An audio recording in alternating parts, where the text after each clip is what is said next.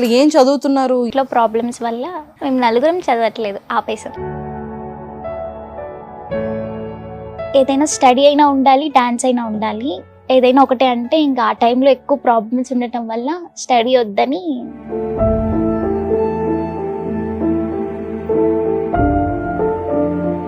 Daddy ఏంటి? Daddy మాతో ఉండరు, మమ్మల్ని వదిలేసి వెళ్ళిపోయారని. లైఫ్ లో మళ్ళీ ఇలాంటి రోజు మాకు రాకూడదక్క అని అనిపించే మూమెంట్ ఉందా? ఎప్పుడు అలాగే ఉండేది రోజు.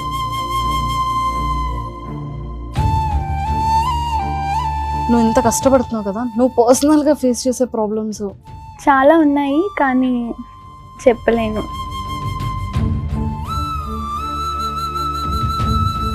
మీరు స్టేజ్ పర్ఫార్మెన్స్ చేసేటప్పుడు నీకు వచ్చిన వరస్ట్ కమెంట్స్ ఏంటి? ఏంటి వాళ్ళు స్టేజ్ ఎక్కి రికార్డ్ డాన్స్ లాగా ఇలా చేస్తున్నారు. ఎవరైనా స్టేజ్ ఎక్కి పర్ఫార్మెన్స్ చేస్తున్నామంటే మా ఆయనకి అన్ని ప్రాబ్లమ్స్ ఉండటం వల్లే.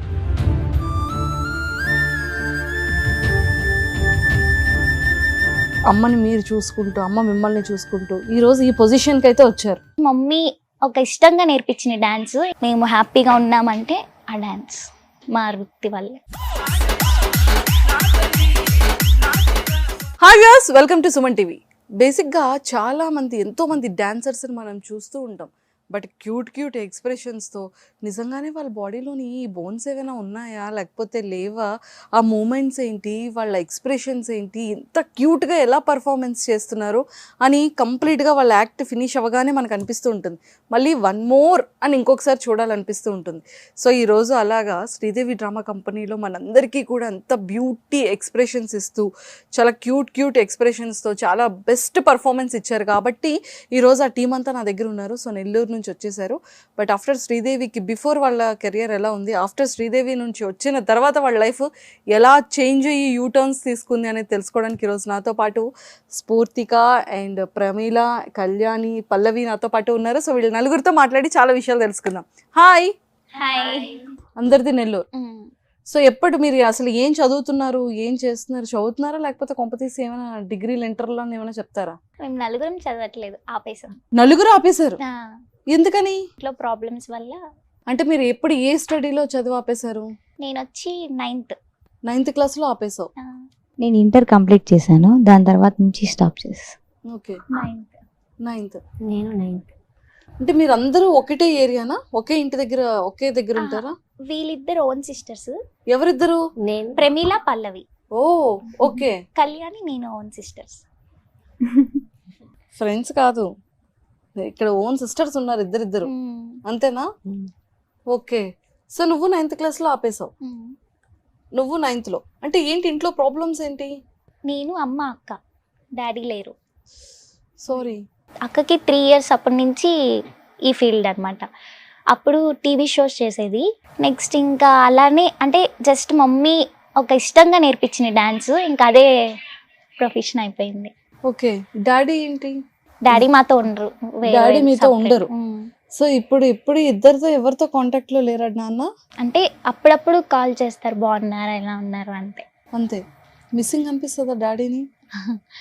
అనిపిస్తుంది. అంటే మమ్మల్ని వదిలేసి వెళ్ళిపోయారని కూడా బాధేస్తుంది, కోపం వస్తుంది. అవునా? అంటే మమ్మీ చిన్నప్పటి నుంచి చాలా కష్టపడ్డారు. అంటే నేనైతే చిన్న బేబీ అప్పుడే వెళ్ళిపోయారు.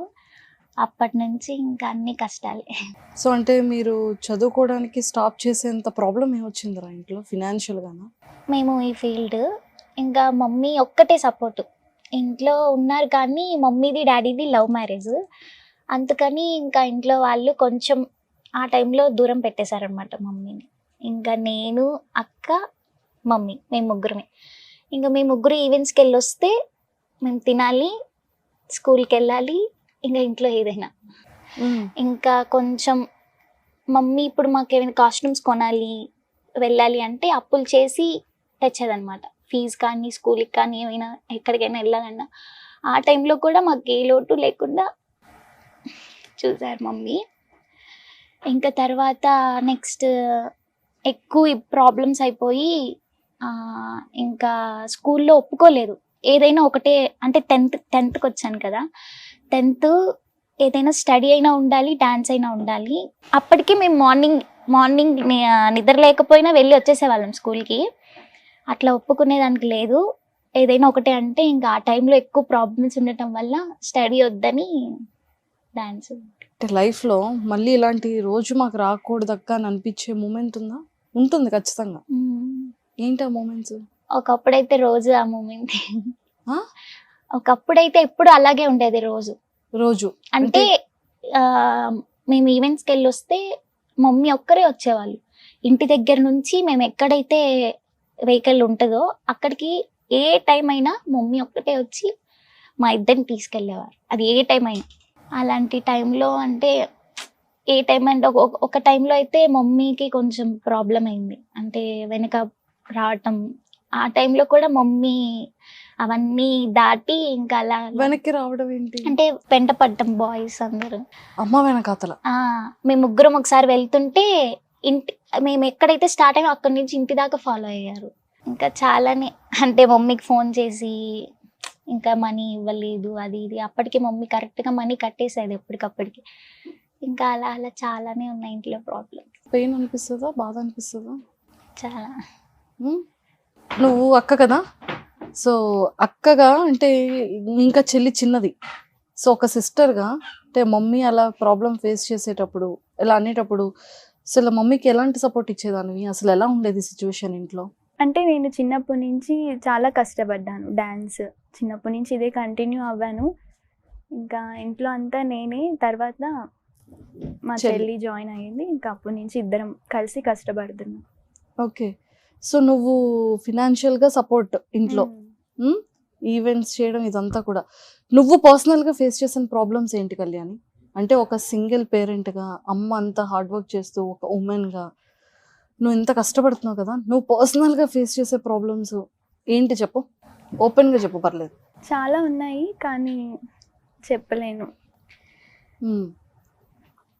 చెప్పాల్సిన పోనీ చెప్పు.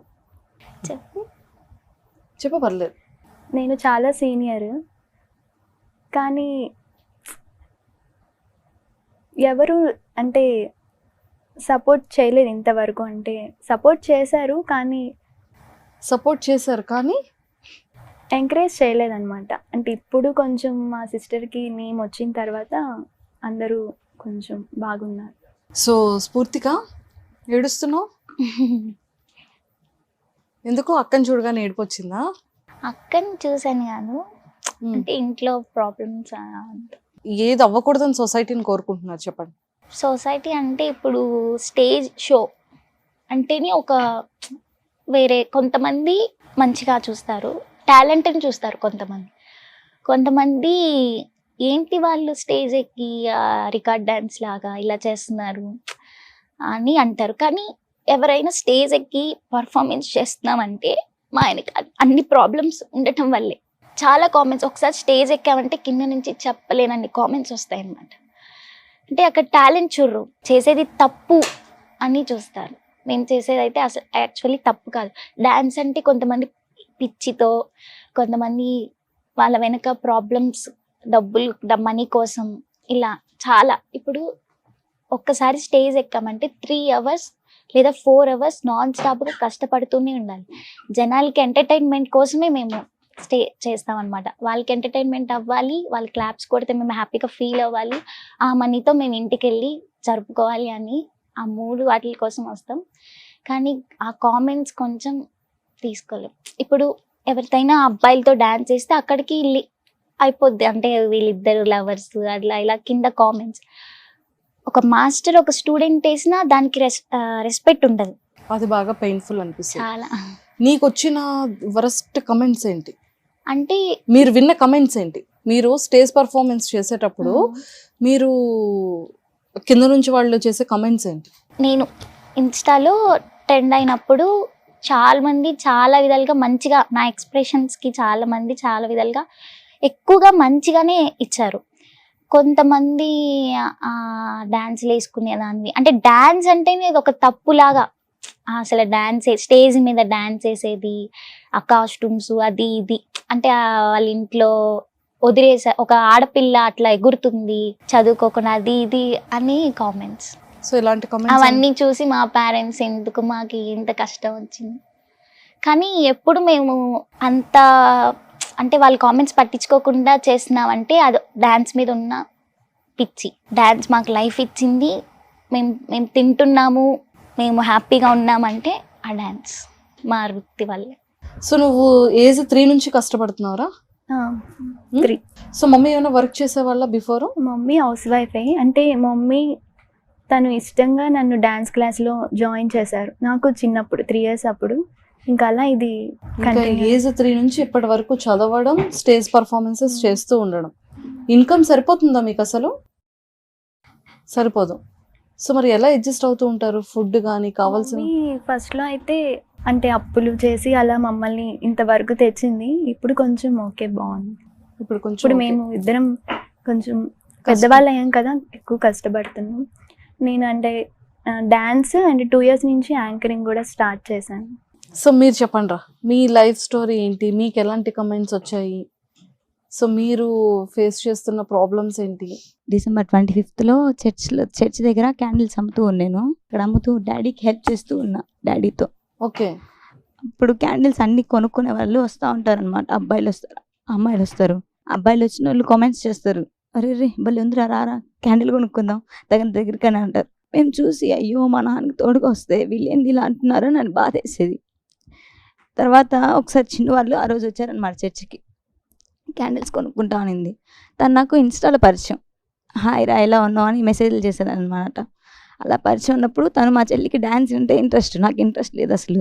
తను వచ్చాక వాళ్ళ మమ్మీ ఉన్నారు, వాళ్ళ మమ్మీ అప్పుడు అడిగారు డ్యాన్స్కి వస్తారా అని. మా చెల్లికి ఇంట్రెస్ట్ ఆంటీ, నేను రాను, మా చెల్లిని తీసుకొస్తానని చెప్పా. తర్వాత ఉండి చిన్ను వాళ్ళ నెంబర్ తీసుకో, మనం పిలుద్దాం వాళ్ళని ఈవెంట్స్ ఉన్నప్పుడు అని అడిగింది.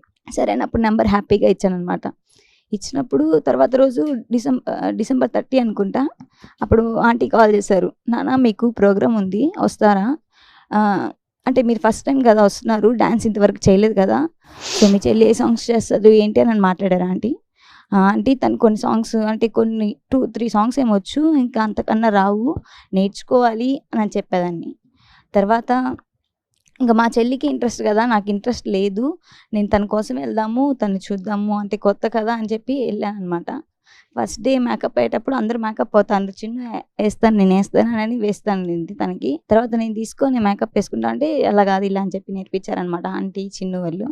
తర్వాత స్టేజ్ దగ్గర డ్యాన్స్ వేయడానికి కాదు, ఎందుకో వేయాలి అని అంటే ఒక సాంగ్ వేయనని అడిగితే సరే అని వేద్దామని చెప్పి అప్పుడే ఎక్కాను అనమాట స్టేజ్. ఆ స్టేజ్లో వేసిన తర్వాత అప్పుడు వచ్చేవి తనకు డ్యాన్స్ రాదు కదా అని.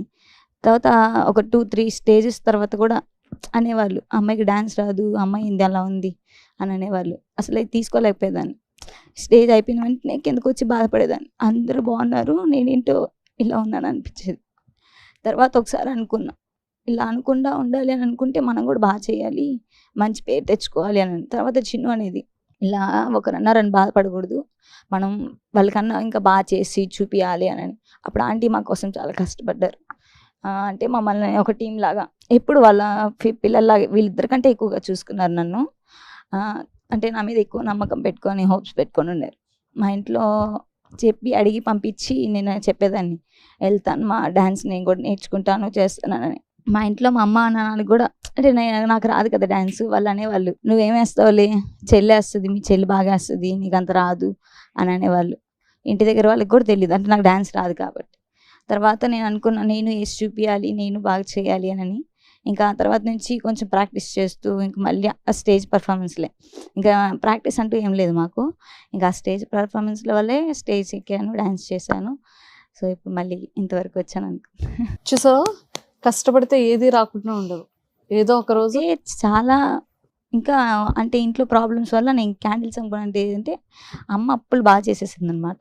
15 lakh వరకు అప్పులు చేసింది. అంటే ఫ్యామిలీ వాళ్ళకి వీళ్ళకి అడిగిన వాళ్ళకి ఇచ్చేదనమాట అమ్మ. అలా ఇచ్చేసి అందరి తర్వాత లాస్ట్కి వచ్చేటప్పటికి ఏం పెట్టావు ఏం చేసావు అన్నట్టుగా అయిపోయారు. ఇంకా ఆ టైంలో మేము 4 members అనమాట, అక్క నేను చెల్లి తమ్ముడు. నాన్న ఫ్రూట్స్ అమ్ముతూ ఉండేవాళ్ళు, అమ్మ మున్సిపాలిటీ జాబ్ చిమ్ముతుంది కదా, అమ్మ మార్నింగ్ లేసి వెళ్ళిపోయేది, మళ్ళీ ఆఫ్టర్నూన్ వెళ్ళేది వచ్చేదన్నమాట. తర్వాత అప్పులు అన్నీ తెలిసాక ఇంకా అందరూ వచ్చి ఇళ్ళ మీదకి వచ్చి అప్పులు కట్టాలా, ఎన్ని రోజులు అని ఉంటారు, మీరు కడుపుకి అన్నం తింటున్నారా, ఏం తింటున్నారా అని అరిచేవాళ్ళు. అప్పుడు మాకు తెలీదు. ఏంటి మా అమ్మని అరుస్తున్నారు, ఏమైంది అని అడిగేవాళ్ళం. అడిగితే ఏంది మాట్లాడుతున్నావు, ఎందుకు వచ్చావు అసలు నువ్వు, అసలు నువ్వేవో అడగడానికి, మీ అమ్మ అప్పులు తీసుకుంది, మీ అమ్మ కట్టాలా అని అది ఇది అనేవాళ్ళు. బూతులు తిట్టేవాళ్ళు బాగా. అసలు ఆ మాటలు తీసుకోలేక ఇంకా ఏంటి మా అమ్మని తిడుతున్నారు రోడ్లో అని ఒకటి అనిపించేసింది. తర్వాత నేను అప్పుడు ఇంటర్ ఫస్ట్ ఇయర్ చదువుతున్నా. నాకు చదువు అంటే చాలా ఇంట్రెస్ట్. అప్పుడు నేను నర్స్ చేయాలి అని. తర్వాత ఇంకా అమ్మని అలా తిడుతున్నప్పటిని నేను నా స్టడీ ఆపేసి అమ్మ కోసం ఇంట్లో పనులు చేశాను. 6 హౌసెస్లో అంటే వాళ్ళ అంట్లు తోముతూ బట్టలు ఉతుకుతూ అలా వర్క్ చేశాను అనమాట. ఇంకా అలా ఇంకా అమ్మ మీద అలా అంటుంటే ఇంకా అప్పులు కట్టాలి అని చెప్పి అప్పుల వాళ్ళందరికీ అప్పులు కట్టేస్తాము, మీరు మా అమ్మని మా నాన్న ఏమనొద్దు అని అన్నాను. అప్పుడు నాకు తోడుగా మా చెల్లి నిలిచింది, నేను వస్తాను అని. తను 9th స్టాండర్డ్లో స్టడీ ఆపేసి ఇంకా నాతో పాటు వర్క్ చేయడానికి వచ్చింది. మేమిద్దరం కలిసి ఆ 6 హౌసెస్లో వర్క్ చేసుకొని ఆఫ్టర్నూన్ టైంలో ఇంటికి వెళ్ళి ఒక 1 అవర్ పడుకొని మళ్ళీ పనికి వచ్చేసేవాళ్ళు. అలా ఇంకా వర్క్లో చేసుకుంటూ ఇంకా డ్యాన్స్ ఫీల్డ్ వచ్చింది కదా, ఆంటీ చెప్పారు వద్దు ఆ వర్క్ మానేసేయండి, ఇప్పుడు మీరు డ్యాన్స్లో వస్తున్నారు కదా దాంట్లో మనీ వస్తుంది, అమ్మ అప్పులు కట్టేయచ్చురా, వద్దు అని అనింది మమ్మీ. ఇంకా అప్పటి నుంచి ఇంకా మమ్మీతోనే మేము మా లైఫ్ స్టార్ట్ చేసేసాం. ఇప్పటికి 2 ఇయర్స్ అవుతుంది. సో ఈ 2 ఇయర్స్లో మాకు మా ఫ్యామిలీ లాగే, మా ఫ్యామిలీ కంటే ఎక్కువ సపోర్ట్ నిలిచారు ఆంటీ. అసలు ఎట్లా అంటే మా ఫ్యామిలీ కూడా మమ్మల్ని రానివ్వలేదు. అప్పుడు అన్నం తినలేని పొజిషన్లో కూడా ఉన్నాం మేము. ఒక 2-3 డేస్ తినకుండా ఆ పనులు చేసుకుంటానే ఇంకా అప్పులు కట్టుకుంటూ ఉన్నాం. సో ఇప్పుడు కొంచెం చాలా క్లియర్ అయ్యాయి. ఇంకో 2-3 మంత్స్లో కూడా అన్నీ క్లియర్ అయిపోతాయి. ఇంకో ఒక 3-4 ఇయర్స్లో 15 lakh మేము క్లియర్ చేసామంటే బై గ్రేస్ అనిపించింది. సూపర్. సో నాకు సపోర్ట్గా నిలిచారు aunty and Chinnu and Kalyan అక్క. ఇంకా చాలా చాలా చేశారు, చాలా అవన్నీ మర్చిపోలేను. నాకైతే హార్ట్ఫుల్గా చెప్తున్నా, వాళ్ళకి థ్యాంక్ యూ చెప్తున్నా నేను. సో చూసారా, ప్రతి ఒక్క ఉమెన్ ఎంత హార్డ్ వర్క్ చేసి పేరెంట్స్కి సపోర్ట్ చేసి, ఇప్పుడు పేరెంట్స్ని మీరు చూసుకొని ఆ టైంలో నువ్వు స్కూల్ మానేసి ఇలా ఇంటికి వెళ్ళి పనులు చేయడం, అంటులతో ఇద్దరం కలిసి పనికి వెళ్ళి కష్టపడి ఇక్కడ దాకా వచ్చారు. స్కూల్ ఫ్రెండ్స్ ఎవరైనా ఏమైనా అనేవాళ్ళ? అదేం లేదు, ఫ్రెండ్స్ ఎప్పుడు ఎవరు ఏమనేవాళ్ళు కాదు. ఏమనేవాళ్ళు కాదు. ఓకే. సో మీ లైఫ్లో ఇప్పుడంటే ఒక్కొక్కరు ఏదో కొంచెం నేమ్ తెచ్చుకున్నారు, కష్టపడ్డారు, ఒక రియాలిటీ షో వరకు వెళ్ళారు, మీరు ఏంటి అనేది గుర్తుపట్టే విధంగా చేసుకున్నారు. ఇప్పుడు ఈవెంట్స్ ఎలా ఉంది? ఇప్పుడు రెస్పెక్ట్ ఏమైనా మారిందా? సేమ్ అదే కమెంట్స్ రిపీట్ అవుతున్నాయా? ఇప్పుడు కొంచెం పర్లేదు. నాకైతే నన్ను శ్రీదేవి డ్రామా కంపెనీలో పల్లవి చేసింది కదా అన్న నేమ్ వచ్చింది, చాలా మంది గుర్తించారు అనమాట. It's very good girl. శ్రీదేవికి రాకముందు ఇన్స్టాలో నా డ్యాన్స్ వీడియోస్ బాగా వైరల్ అయ్యి కొంచెం ఫేమ్ వచ్చిందనమాట. ఆ ఫేమ్ వల్లే నేను శ్రీదేవికి మా టీంతో రావడానికి కారణం. అప్పటి నుంచి జనాలందరూ చాలా అంటే చాలా సపోర్ట్గా, నేను ఏదైనా ఫీల్ అవుతున్నానన్నా కింద నుంచి వాళ్ళ ఎంకరేజ్ కానీ వాళ్ళ నాకు గిఫ్ట్స్ ఇవ్వటం కానీ చాలా బాగుంది. కానీ గిఫ్ట్లు కూడా అంటే అభిమానం అప్పుడు చాలా హ్యాపీ అనిపించింది. అయినా బ్యాడ్ కామెంట్స్ వచ్చినా నేనేం ఫీల్ అవ్వేదాన్ని కాదు, ఎందుకంటే నేను చేసేది తప్పు కాదని నాకు తెలుసు, మా డాన్సెస్ అందరికీ తెలుసు కాబట్టి. కానీ వాళ్ళు అలా అనుకోకపోతే బాగుండదు అని అనిపిస్తుంది. ఇప్పుడు ఎక్కడికి వెళ్ళినా మీరు శ్రీదేవి కదా అని సెల్ఫీ అడగటాలు అలా అడుగుతుంటే మా అందరికి చాలా హ్యాపీగా ఉంది అనమాట. Very good. ఇప్పుడు చెప్పండి, ఇప్పుడు ఫేసెస్లో నవ్వొచ్చింది అంటే ఫ్యామిలీ ప్రాబ్లమ్స్ అంటే చాలా కుటుంబాల్లో ఉంటుంది. మేము ఉన్నామని చెప్పి మగపిల్లల కన్నా ఆడపిల్లలు ఎక్కువగా కష్టపడుతూ తల్లిదండ్రుల్ని చూసుకొని అప్పులు క్లియర్ చేసుకొని కమెంట్స్ని భరిస్తూ అవమానాలని భరిస్తూ సింగిల్ పేరెంట్గా అమ్మని మీరు చూసుకుంటూ అమ్మ మిమ్మల్ని చూసుకుంటూ ఈరోజు ఈ పొజిషన్కి అయితే వచ్చారు. అంటే మన కష్టం ఎప్పుడు కూడా మనకి సక్సెస్ ఇస్తుంది. బిలీవ్ చేస్తారా? సో మీరు ఇప్పుడు కూడా ఇంకా ఇక పైన ఇప్పుడు మీకు ఒక బయట జనాలు గుర్తుపడుతున్నారు అంటే ఒక బాధ్యత వచ్చింది. సో ఈ బాధ్యతని మీరు చాలా జాగ్రత్తగా నిలబెట్టుకోవాలి. మంచి పేరు, ఇంకా మంచి పేరు తెచ్చుకోవాలి. ఇంకా కష్టపడండి, ఇంకా బాగా డ్యాన్స్ చేయండి, ఇంకా షోస్కి రావాలి. సో DNA ప్లాట్ఫామ్ ఉంది, సో దానికి కూడా మీరు సెలెక్ట్ అవ్వాలి, ఇంకా బాగా చేయాలి, ఇంకా మంచి పేరు తెచ్చుకోవాలి. అర్థమైందా?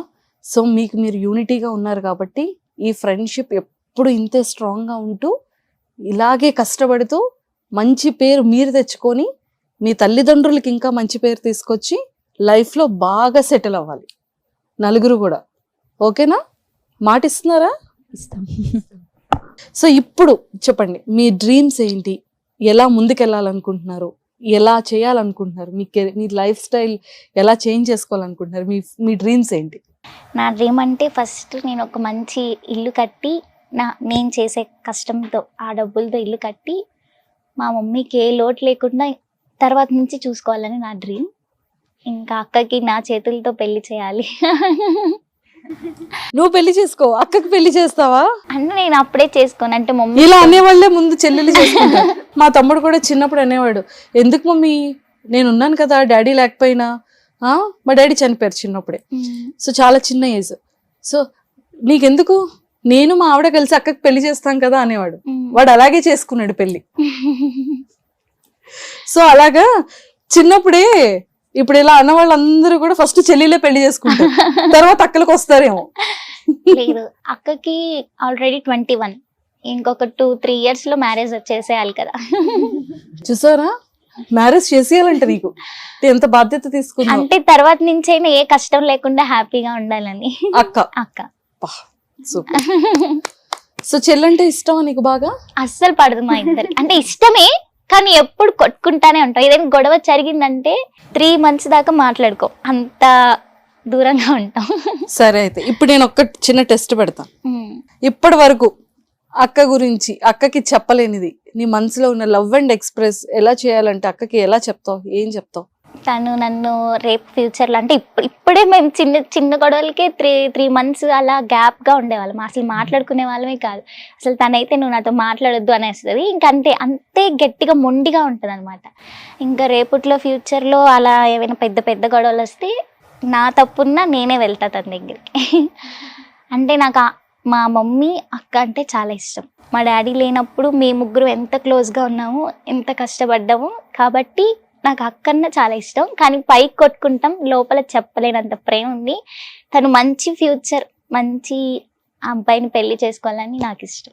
అంటే తను ఏదైనా మాకు చెప్పకుండా లవ్ అలా చేసుకొని ఇబ్బందులు పడకుండా మంచిగా నాకు మమ్మీకి ఇష్టమైన పెళ్లి చేసుకొని మా ఇష్ట ప్రకారంగా ఉంటే, తనకి ఏదైనా ఎంత కష్టమైనా నేను ఎంత చేయలేని పరిస్థితుల్లో ఉన్నా చేసి తనకి నేను తోడుగా ఉంటా.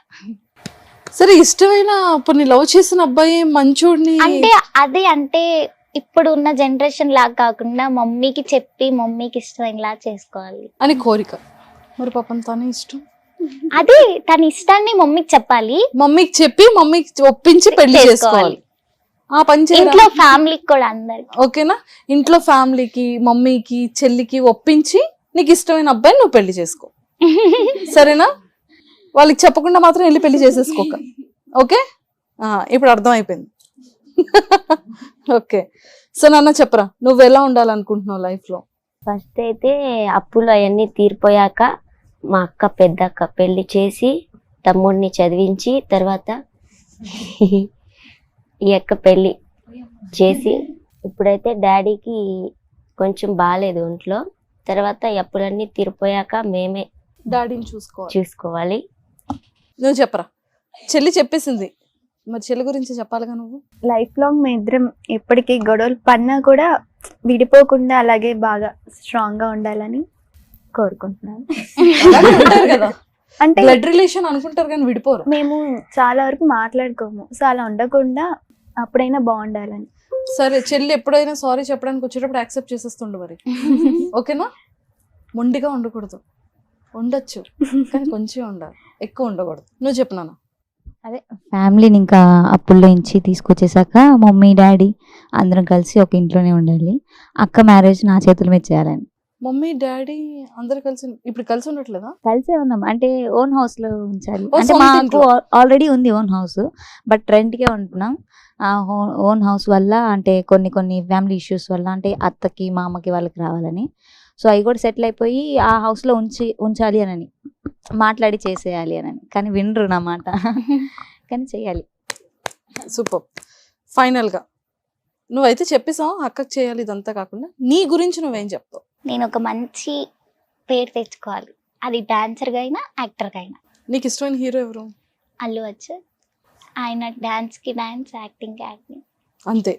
సో మీరందరూ కూడా ఇంకా మంచి పొజిషన్కి రావాలి, మంచి పేరు తెచ్చుకోవాలి, మంచి సక్సెస్ అవ్వాలని చెప్పి మీ ఫ్యామిలీస్ని బాగా చూసుకోవాలని మనస్ఫూర్తిగా మా సుమన్ టీవీ వ్యూవర్స్ అందరి తరపు నుంచి, మీ అందరి అభిమానులు, మిమ్మల్ని అభిమానించే అభిమానులు అందరి తరపు నుంచి కోరుకుంటున్నాను. Thank okay. you. మరి ఇంతకీ ఈవెంట్లో బాగా చేస్తున్నారా? అసలు ఖాళీ ఉండట్లేదంట కదా? ఆ, 30 డేస్లో రోజుకి ఒక ఈవెంట్ అంట, అవును.